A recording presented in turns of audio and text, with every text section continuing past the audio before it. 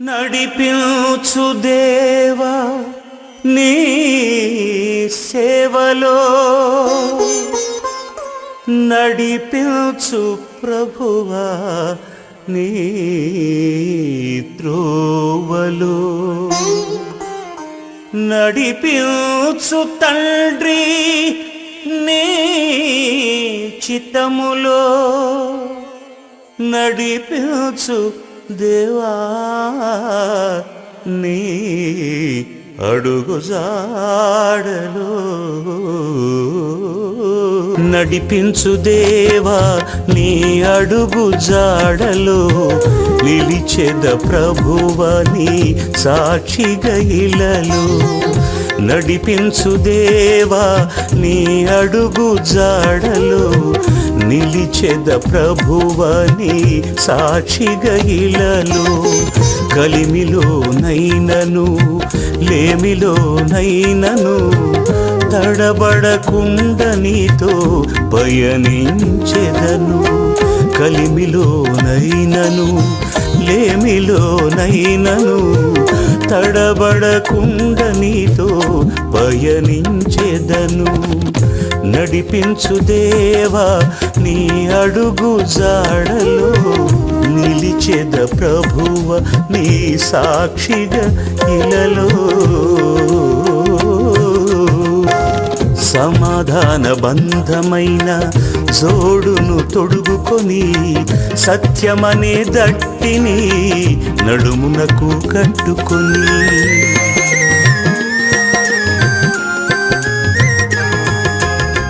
సమాధాన బంధమైన జోడును తొడుగుకొని సత్యమనే దట్టిని నడుమునకు కట్టుకొని, సర్వాంగ కవచంతో నీతియను మైమరువుతో, సర్వాంగ కవచంతో నీతియను మైమరువుతో, సంసిద్ధ మనస్సుతో నీ సన్నిధి చేరెదను, సంసిద్ధ మనస్సుతో నీ సన్నిధి చేరెదను, నడిపించు దేవా నీ అడుగు జాడలో, నిలిచెద ప్రభువ నీ సాక్షిగా ఇలలో, సువార్త ప్రకటించుచు సర్వ సృష్టికి వెళ్ళెదను, సమస్త జనులను నీ శిష్యులను చేసెదను,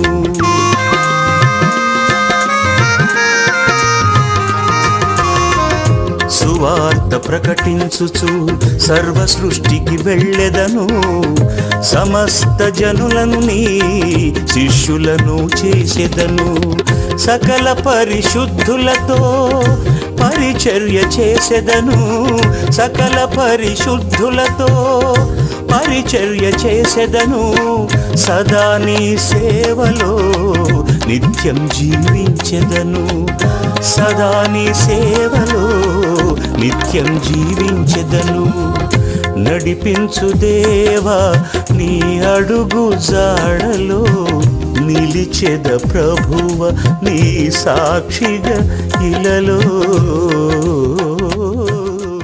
క్రీస్తునందు ప్రియమైన ప్రార్థనా టీవీ ప్రేక్షకులందరికీ ప్రభువును మన రక్షకుడైన యేసు క్రీస్తు వారి ఘనమైన ప్రశస్తమైన నామములో మీ అందరికీ శుభవందనాలు తెలియజేస్తున్నాను. బాగున్నారండి? చాలా సంతోషం.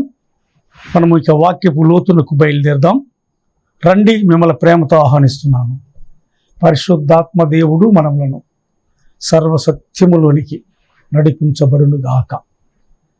ఇక వాక్యపు లోతునకు మనం బయలుదేరదాం. వాక్యము ఏమి బోధించనై ఉన్నాడు పరిశుద్ధాత్మదేవుడు మనకు ఇంతవరకు తెలియదు. కనుక పరిశుద్ధాత్మదేవుడు మనతో మాట్లాడి మన హృదయాలకు కావలసిన జీవవాక్యం ప్రజ్వలింపబడునుగాక. అటు కృపతో మనం నింపబడుదుముగాక. ఇక రండి, మనం కలిసి సహవాసం చేద్దాం. ఇక పరిశుద్ధ గ్రంథములో మత్తయి సువార్త, మత్తయి గారు ప్రభు శిష్యుడు ఇలాగ రాస్తున్నాడు. మత్తయి సువార్త 24వ అధ్యాయము 4వ వాక్యాన్ని చదువుకుందాం. 24:4 నేను చదువుతాను. యేసు వారితో ఇట్లనెను, ఎవడును మిమ్మును మోసపరచకుండా చూచుకొనుడి. 5వ వాక్యం, అనేకులు నా పేరట వచ్చి నేనే క్రీస్తునని చెప్పి పలువురిని మోసపరచెదరు. చిన్న ప్రార్థన చేసుకుందాం. మహాగణుడవైన పరిశుద్ధుడవైన తండ్రి, మీకే స్తోత్రములు చెల్లిస్తున్నాను నాయన. ఈ ప్రార్థన టీవీ ఆయన పరిచర్యలో మీ కృపను పాలించినందుకు కృతజ్ఞతలు. వాక్యము మీది, ప్రజలమైన మేము మీ బిడ్డలం. మీ మెల్లని స్వరము మాకు వినిపించి మా హృదయాలను తెప్పరిలా చేయమని, ఆత్మలో ప్రజ్వలింపబడే వాక్య సత్యములను మీరు విశదీకపరచమని, తెలియని సత్యములను బయలుపరచమని, నిలుచున్న బిడ్డల హృదయాలు తెరవమని, అర్థం చేసుకునే ఆ తాత్పర్యము మాకు దయచేయమని, ఆ యొక్క ఆత్మను మాకు దయచేయమని యేసు నామములో ప్రార్థన చేస్తున్నాను తండ్రి. ఆమేన్, ఆమేన్. మరొకసారి మీ అందరికీ వందనాలండి. మంచిది. ఇక వాక్య లోతునకు మనం బయలుదేరుతాం.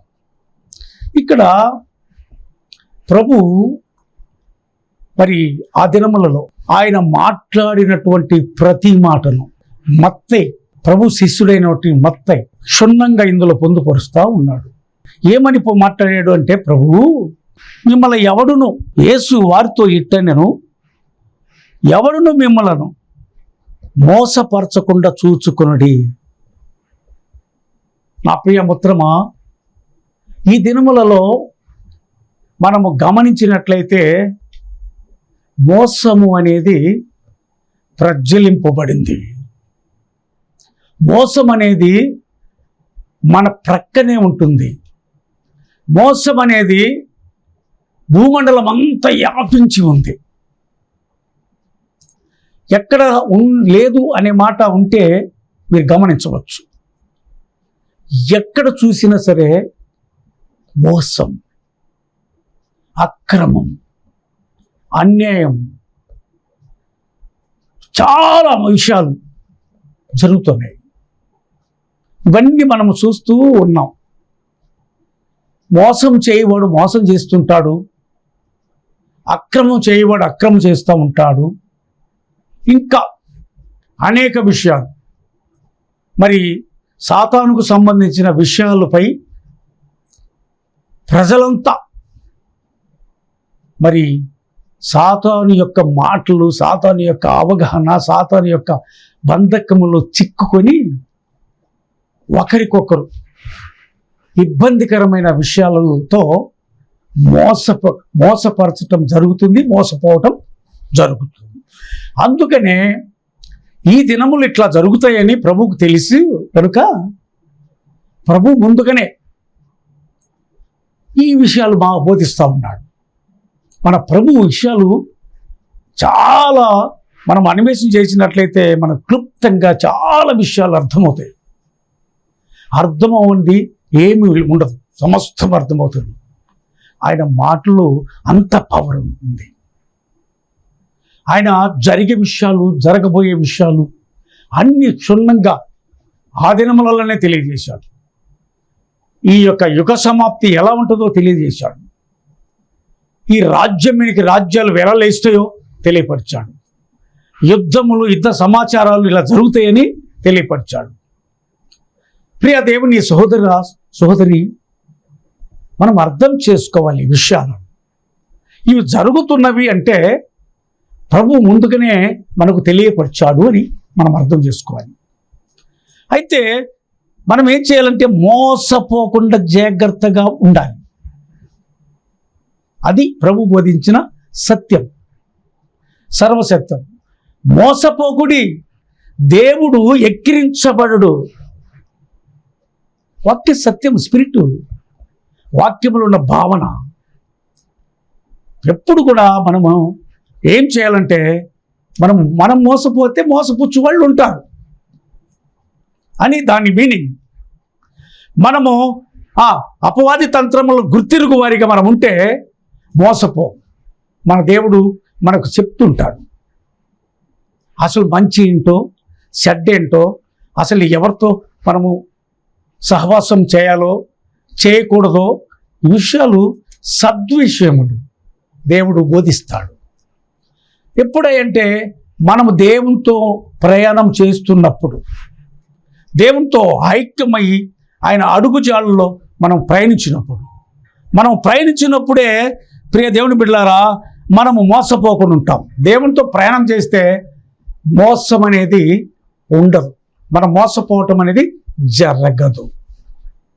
జరుగుతుంది అంటే నీవు కూడా ఊగిసలాడుతున్నావని అర్థం చేసుకో. పరిశుద్ధాత్మ దేవుడు మనతో మాట్లాడే శక్తి ఉంది. ఎప్పుడైతే మనం మోసపోతామో అంటే మనం కూడా సరైన నిగ్రహ శక్తితో లేము, సరైన భక్తి లేదు, సరైనటువంటి విషయాలు మనలో లేవు, దేవునికి సంబంధించిన విషయాలు మనలో లేవు అని గుర్తెరగాలి. మనం ఎప్పుడైతే మోసపోతున్నామంటే దేవుని విషయాలు మనం పక్కన పెట్టాము, దేవునితో దూరంగా ఉన్నాం, జీవిస్తున్నాము. దేవుడు అంటే అసలు మనకు ప్రక్కన పెట్టాము, దేవుడు ఒక పక్కన పెట్టాము, ఒక పక్క ఇంకోటి చేస్తున్నాము అని గుర్తెరగల. మోసపోతున్నాము అంటే అందుకే ప్రభువు మోసపోకుడి. చూసారా ఎంత చక్కగా మాట్లాడాడో. ఈ 4వ వాక్యము చాలా విలువైన వాక్యము. యేసు వారితో ఇట్లన్నాను, ఎవడును మిమ్మల్ని మోసపరచకుండా చూసుకొనుడి. ఏం చేయాలి? మనము చూసుకోవాలి. మనం చూసుకోకపోతే మోసపోయి ఏం సుఖము? నువ్వు మోసపోయావు, అయ్యో నేను మోసపోయాను అని గుండెలు బాదుకుంటే ఏంటి ప్రయోజనం? అది నిష్ప్రయోజనమే. మోసము పోకున్నప్పుడే జాగ్రత్త పడాలి. దీపం ఉండగానే అన్ని చక్క పెట్టుకోవాలి. అంతే ప్రియ మిత్రమా. అంతేగాని దేవుడు అన్ని విషయాలు బోధించాడు. భూలోకానికి ఏ విషయాలు కావాలో అవన్నీ క్షుణ్ణంగా బోధించాడు, క్లుప్తంగా బోధించాడు. ఆయన 3.5 సంవత్సరాల సువార్త మజిలీలో మన భూలోకానికి సంబంధించిన విషయాలు, జరిగే విషయాలు, జరగబోయే విషయాలను బోధించాడు. అవి శిష్యులు బోధించారు, ప్రవక్తలు బోధించారు, ఇప్పుడు మనము బోధిస్తూ ఉన్నాం. చూసారా? అంతే. అది రిలేషను. ప్రభువుకి మనకున్నటువంటి ఆత్మీయ రిలేషన్, ఆత్మీయ బంధం. అదే క్రొత్త నిబంధన. దాంట్లో ఒదిగిపోవాలన్నమాట. దాంట్లో మనము బయటికి వెళ్ళకూడదు. దేవుని యొద్ద నుంచి, దేవుని సన్నిధి నుంచి మనము బయటికి వెళ్ళకూడదు. వెళ్తే ఏమవుతామంటే మోసపోతాం, అపవాది చేతులు చిక్కుకుంటాం. అపవాది చేతుల్లో ఎప్పుడైతే చిక్కుకుంటామో మోసపోతాం. అందుకని బయటికి దేవుని సన్నిధి నుంచి బయటికి వెళ్ళకుండా దేవునితో అంటుకట్టుబడి ఉండాలి. దేవుని అడుగుజాల్లో ప్రయాణం చేయాలి. అప్పుడే దేవుడు మనల్ని అలా కాపాడుతాడు. మోసపరచు వాడి నుంచి మనం ఏం చేస్తామంటే ఆ విషయాలన్నీ మనకు తెలిసిపోతాయి. ఇది పరిశుద్ధాత్మ దేవుడు మనకు బోధించే సర్వసత్యములు. పరిశుద్ధాత్మ దేవుడు ఇప్పుడు బోధిస్తున్నాడు. ప్రభు ఆ దినాలలో బోధించిన ఈ శ్రేష్టమైన మాటలను, ఈ శ్రేష్టమైన ఈవులను ఇప్పుడు పరిశుద్ధాత్మ దేవుడు మనతో కూడా బోధిస్తూ ఉన్నాడు. మనకు కూడా మనం అవగాహన చేసుకోవటమే. అవగాహన చేసుకోకపోతే నీ ఇష్టం. అదిగా ఏం చెప్తున్నాడు ప్రభు? చెప్పే మాట ఆ యొక్క 5వ వాక్యములో ఏం చెప్తున్నాడు? అనేకులు నా పేరిట వచ్చి, అండర్లైన్ చేసుకోండి ఇప్పటికైనా, అనేకులు. ఇక్కడ ఎక్కడ చూసినా కావాలంటే ఆనాడు ప్రవక్తలు చాలా తక్కువ మంది, ఆనాడు దేవుని శిష్యులు చాలా తక్కువ మంది. ఈనాడు ఎంతమంది? అనేకులంటే నువ్వు లెక్కించగలవా? మంచిదే, చేస్తే మంచిదే, చాలా మంచిది. కోత విస్తారంగా ఉంది, కోయవారు తక్కువ అన్నాడు. కోయవారు అనుకుందాం ఒక పక్క, మంచిదే. అయితే దీంట్లో మీనింగ్ ఏంటంటే చాలా నేర్చుకోవాల్సిన విషయాలు ఉన్నాయి. అనేకులమైన మనం ఏం చేయాలి? అనేకమైన ఆత్మలను రక్షించాలి. ఆత్మల రక్షణ భారము కలిగి ప్రయాణం చేయాలి. అంతేగాని మన భారం ఏంటో ఒకసారి గమనించాలి. మన భారం ఏంటో, మన స్థితి ఏమిటో, మనం ఎటువైపు మన ప్రయాణం, మన గమ్యం ఏమిటో. మన జీవిత ఆ గమనము ఏమిటో, మన ప్రయాణం అంతా ఎటు ఉందో ఎన్ని నేను చెప్పడం విశదీకరించి అర్థం చేసుకోవాలా. మంచిదే, అన్నీ చేస్తాం, మంచిదే. ప్రజలకు కనిపించేది కాదు, ప్రజలకు కనిపించదని, మనుషులకు కనపడటానికి చేయకూడదు. దేవుడు చూస్తున్నాడు. ఆయన దృష్టిలో ఉంటే మంచిది. ఆయన దృష్టిలో నువ్వు చేసే పని శబాస్ అన్నాడంటే, బలా నమ్మకమైన దాసుడా, నమ్మకమైన వాడివి నువ్వు. అనేక ఆశీర్వాదములు ఉంటాయి నమ్మకమైన వారికి. నమ్మకంగా పరిచర్య చేస్తే నువ్వు తిరుగులేదు. ఇక నీకు దేవుని రాజ్యము, నీకు అక్కడ నీకు జీవ కిరీటం, మహిమ కిరీటాలు ఉంటాయి. ఎటు కోసం ప్రయాణం చేస్తున్నామో, ఈ భూలోక సంబంధమైన వాటి కోసమే మన జీవితం ఉందంటే తర్వాత విషయాలు నీకు అవి కూడా తెలుసు, నాకు కూడా తెలుసు, నీకు తెలుసు, అంటే అందరికీ తెలుసు. వీటి విషయాలు నువ్వు పైన ఉన్న వాటిపైన మా దృష్టి పెట్టావో, కింద ఉన్న వాటిపైన దృష్టి పెట్టావో, దేవునికి తెలుసు. సమస్తము సృష్టించిన వాడు, ఆయన సృష్టికర్త, ఆయన తెలియదు ఏం లేదు అనుకుంటున్నావు, భ్రమపడుతున్నావు అంతే. భ్రమలో ఉండి ఒకసారి చేయరాని దుష్కార్యములన్నీ చేస్తూ ఉంటాం, మనము భ్రమపడతా ఉంటాం అన్నమాట. దేవుడు చూడండిలే, దేవుడు ఏం చేయాలని నో అరిచేతులు పెట్టి శిక్షిస్తాడు. అరిచేతులు పెట్టి శిక్షించడం అంటే ఎప్పుడైనా గమనించావో లేదో కానీ, పరిశుద్ధాత్మ దేవుడు మనతో బోధించి సత్యం ఏంటంటే, అరిచేతులు పెట్టి శిక్షించడం అంటే మన ఇంటనే కొలువు, మన ఇంటనే ఉంటుంది, మన ఇంటనే జరుగుతుంటుంది.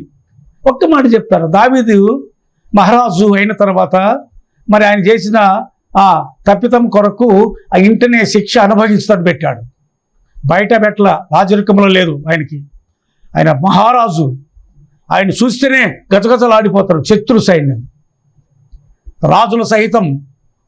మరి అంత గొప్ప ఈవిని దేవుడిచ్చాడు ఆయన్ని అభిషేకించి, ఇష్టానుసారంగా చేసుకున్నాడు. మరి దేవుడు వదిలిపెట్టాడా? గుర్తించు నేస్తమా, ఇది ఆదరం ఏదో మాట్లాడేది కాదు, పరిశుద్ధాత్మ దేవుడు మాట్లాడేది. ఇది విషయం గుర్తుపెట్టుకోవాలి. కనుక మనము పరిశీలించినట్లయితే వాక్య సత్యము మనము మోసపోకుండా మనమే చూసుకోవాలి, మోసపోకుండా మనమే జాగ్రత్త పడాలి. అపవాది వేయు అగ్నిబాణములను ఆర్పగల శక్తి దేవుడిలో ఉంది, అది పరిశుద్ధాత్ముడు. నిన్ను నన్ను నడిపించేది పరిశుద్ధాత్ముడు.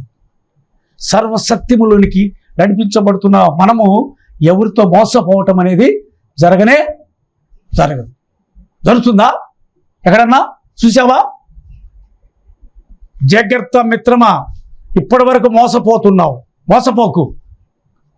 దేవుడు ఎక్కిరించబడేవాడు కాదు. దేవుడు చెప్పాడు నీకు ఎట్ట నడుచుకోవాలో, ఎట్ట జీవితాన్ని కట్టుకోవాలో, నీ ప్రయాణం ఎట్లా ఉండాలో, నీ విశ్వాస సరళి ఎలా ఉండాలో, దేవుని వైపు ఎలా నువ్వు చూస్తూ ప్రయాణం చేయాలో అవన్నీ నేర్పించాడు ప్రభు. అవన్నీ లిఖించాడు ప్రభు. ఈ పరిశుద్ధ గ్రంథములో పూర్తిగా లిఖించాడు. మన ఆత్మీయ సత్యం ఏంటో, మన ఆత్మీయ జీవితం ఏమిటో, మన ప్రయాణం ఎటువైపో, మన గమ్యము ఏమిటో అవన్నీ తెలుసుకోండి. తెలుసుకొని ప్రయాణం చేయమంటాడు. తెలుసుకో, తెలియని సంగతులను బోధిస్తాడు దేవుడు. ప్రభుని అడుగు, నీకు విషయాలన్నీ తెలియపరుస్తాడు. అది దేవుడు చేసే ముఖ్యమైన పని. ప్రభువా నాకు ఇది కావాలంటే ఇస్తాడు దేవుడు. నా కుమారుడానికేమీ అవసరత తీరుస్తాడు. నీవు ప్రయాస అయితే మాత్రము అది లోకంలో ఘనంగా కనిపించవచ్చునేమో కానీ నా ప్రభు దృష్టిలో ఘనహీనతగా ఉంటుంది. అక్రమ చేయవారలారా అంటాడు ప్రభు. అది చేశామంటే కుదరదు, ఇది చేశామంటే కుదరదు, ఎన్నెన్నో చేశామంటే కుదరదు, ఇదిగొని చూపిస్తే కుదరదు. శిష్యులు చూపించారు యెరూషలేము మందిరాన్ని, రాతి మీద రాయి లేకుండా పోతుంది అన్నాడు. పోయిందా? ఉందా? నిల్చుందా? సున్నైన పుల్లైన తప్పదు. ప్రభు మాటలు ఇవి. కనుక దీంట్లో చాలా విషయాలు ఉన్నాయి. 24వ అధ్యాయంలో 25వ అధ్యాయానికి వెళ్తే అక్కడ పెళ్లి కుమారుడు వచ్చే సన్నివేశాలు ఉన్నాయి. బుద్ధి కలిగిన కన్యకలు ఉన్నారు, ఐదుగురు బుద్ధి కలిగిన కన్యకలు, ఐదుగురు బుద్ధి లేని కన్యకలు ఉన్నారు. మరి సిద్ధిలో నూనె అంటే దాని అర్థం ఏంటి? పరిశుద్ధాత్ముడు ఐదుగురులో ఉన్నాడు, పరిశుద్ధాత్మదేవుడు ఐదుగురు లేరు. వాళ్ళు ఇష్టానుసారమైన జీవితంలో జీవించారు. వీళ్ళైతే భయభక్తులు కలిగి పరిశుద్ధాత్మకు లోబడ్డ వాళ్ళేమో దేవుని ఎదుర్కొన్నారు, లోబడిన వాళ్ళేమో ఎలపట ఉన్నారు. తలుపు వేయబడింది, సుఖమేముంది? అర్థం చేసుకో. ఇప్పటికైనా మించిపోలేదు కాలము, సమయములు దేవుని స్వాధీనంలో ఉన్నాయి. సమీపించుతున్నది క్రీస్తు రాకట. ఇవన్నీ జరుగుతున్నాయి, వేదనలు జరుగుతున్నాయి, యుద్ధములు జరుగుతున్నాయి, అక్రమము అన్యాయం విస్తరించిపోతుంది, అనేక ప్రేమ చల్లారిపోతుంది. ఈ దినములలో ప్రేమ లేనే లేదు. వాస్తవం అయితే చూసుకో, నువ్వు ప్రేమించినట్టు నటిస్తావు అంతే, కానీ లోపల కొట్టి బయట కొట్టుతో నటిస్తావు అంతే. That's all. అర్థం చేసుకోవాలి మనమే ఎట్లా ఉన్నాము, మన స్థితి ఏంటి. మనం ప్రభువుతో ఉన్నప్పుడు మనము లోకానికి, మనం పూర్తిగా లోకానికి ఇటు రీతిగా కనపడాలని ఆశనా? ఏ ఆశ? దేవునిపై ఆశ దేవుడు సఫలీకృతం చేస్తాడు. నీ హృదయ వాంఛను తీరుస్తాడు దేవుడు.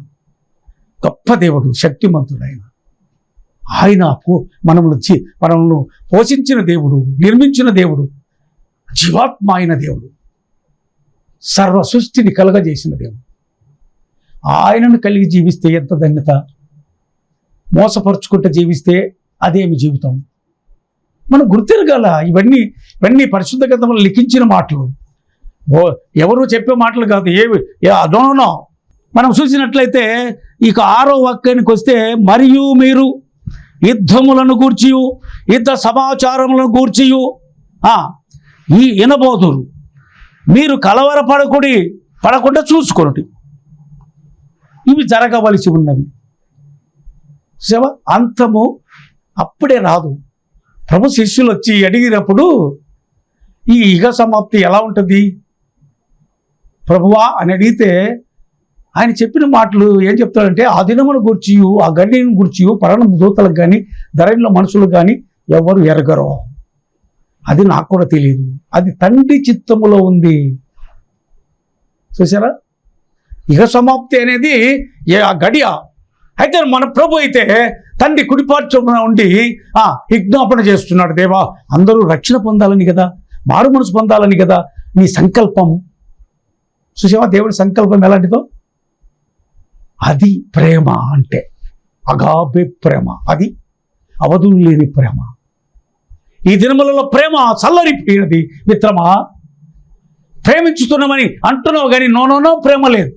తల్లిదండ్రుల ఎడల ప్రేమ లేదు, కన్నబిడ్డలు ప్రేమ లేదు, ఆ రక్త సంబంధులు ప్రేమ లేదు, అన్నదమ్ములు ప్రేమ లేదు, చివరికి భార్య భర్తలలో కూడా ప్రేమనే లేదు. కావాలంటే చూసుకోండి, అన్వేషణ చేసి చూసుకోండి, ఎక్కడ ప్రేమ లేదు. ఏ సంపాదన మీదనే ప్రేమ కలిగి ఉన్నావు, ఏమి ధరించుకోవాలని ప్రేమ కలిగి ఉన్నావు, ఎంత సంపాదించాలని, ఎన్ని సంపాదించాలని చూపించాలని, ప్రజలకి చూపించాలని, మనుషులకు చూపించి వాళ్ళ మధ్య గనుడుగా అబ్బో ఇట్లా నీలుకుంటా నో మిత్రమా, ఇది దేవుడు చూస్తున్నాడు. అయితే దేవుడు క్షమాపణగా గుణములు కలిగిన దేవుడు మన దేవుడు. ఎందుకంటే ఈ విషయంలో సూటిగా ఏం చేస్తాడంటే, తల్లి గర్భంలో మనల్ని నిర్మించినప్పుడు లిఖిస్తాడంట ఒక టైం భూలోకములో ఇంతకాలము నువ్వు జీవించాలి అని. అంతకాలము నువ్వు జీవించాలి. ఏ పనులు చేయి, మంచి పనులు చేయి, చెడ్డ పనులు చేయి, అప్పటి వరకు జీవిస్తావు. కానీ వాని క్రియల చొప్పున జీతము ఉంది, సిద్ధపరిచి ఉంచుతాడు. అందుకే ఈ రాకడ సమయము ఈ గుర్తులన్నీ జరుగుతున్నాయి అంటే దాని అర్థం ఏంటంటే, ఆయన సమీపముగా ఉన్నాడు అని తెలుసుకోవాలి. ఆయన సమీపస్థుడై ఉన్నాడని తెలుసుకోవాలి. ఆయన రాకడలో మొదటి రాకడలో ఆయన మామూలుగా పరిశుద్ధాత్మ ద్వారా మరి కుమారుడుగా వచ్చాడు. ఇప్పుడైతే కొదమ సింహంగా వస్తాడు, యూదా గోత్రం సింహం. తెలుసండి, ఆయన సింహంగా వచ్చినప్పుడు భక్షించి పడేయటమే, ఆ నిశ్చితమైనది మొత్తము తొలగించడమే. అసహ్యమైనది నిషిద్ధమైనది ఏమి లేకుండా పూర్తిగా లయపరుస్తాడు అన్నమాట. అది ఆయన వచ్చే రాకడ.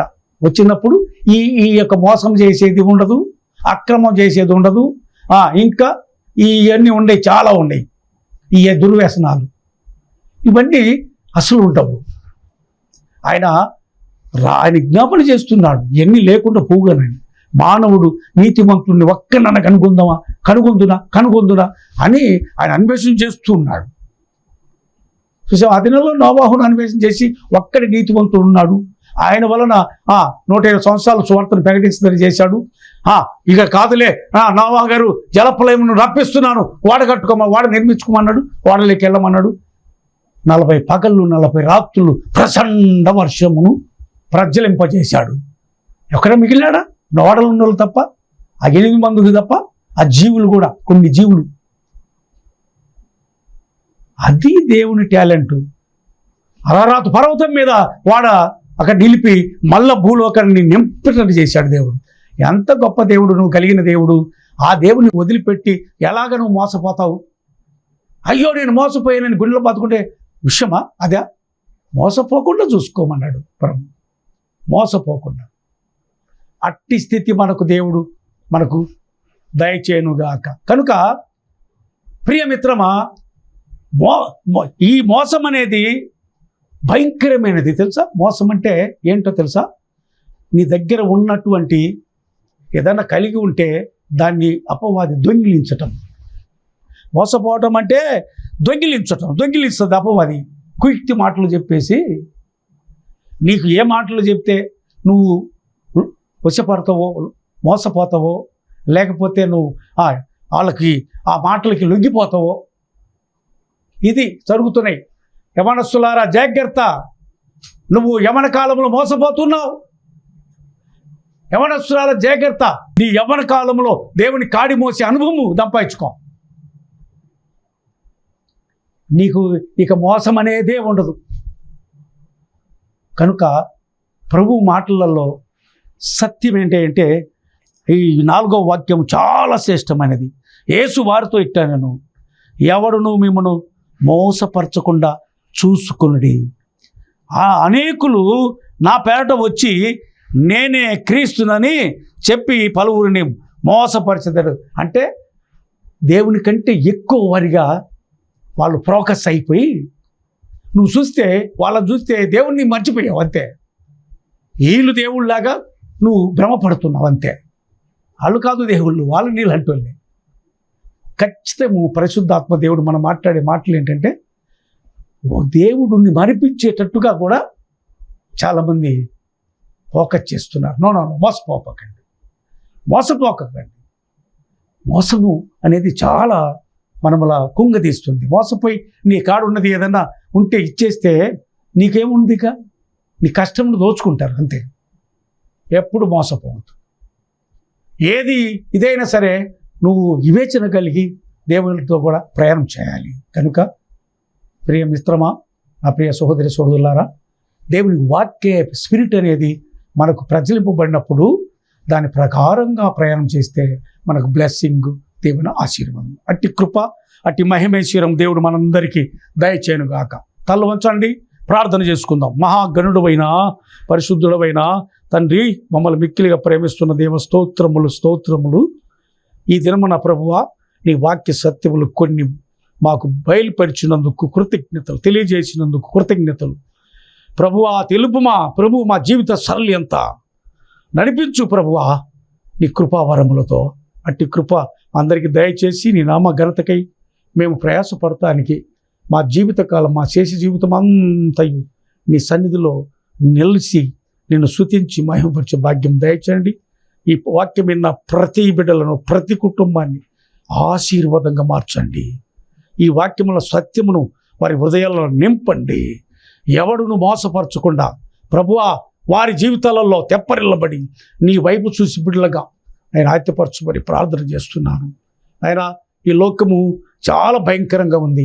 ఈ లోకములో మోసం చేసి వాళ్ళు ఎక్కువయ్యారు కనుక మోసపోకుండా చూసుకుని ఇచ్చిన సందేశాన్ని మా గుండెలలో పెట్టుకొని ఎక్కడ మోసపోకుండా నీ నామఘనతకై మేము నిలిచి ఉండటానికి కృప దయచేయమని పరిశుద్ధాత్మ దేవుడు మమ్మల్ందరినీ సర్వసత్యములోనికి నడిపించిన నామానికి మహిమ తీసుకురమని నజరుడైన యేసు నామములో ప్రార్థన చేస్తున్నాను తండ్రి.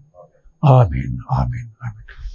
మన తండ్రి అయిన దేవుని నుండి, కుమారుడైన యేసుక్రీస్తు ప్రభుల వారి నుండి, పరిశుద్ధాత్మ దేవుని అన్నింటి సహవాసము సన్నిధి మనకును సకల పరిశుద్ధులకును సదాకాలము తోడై ఉండునుగాక. ఆమేన్, ఆమేన్, ఆమేన్. గాడ్ బ్లెస్ యు అండి. మరొకసారి మీ అందరికీ వందనాలు.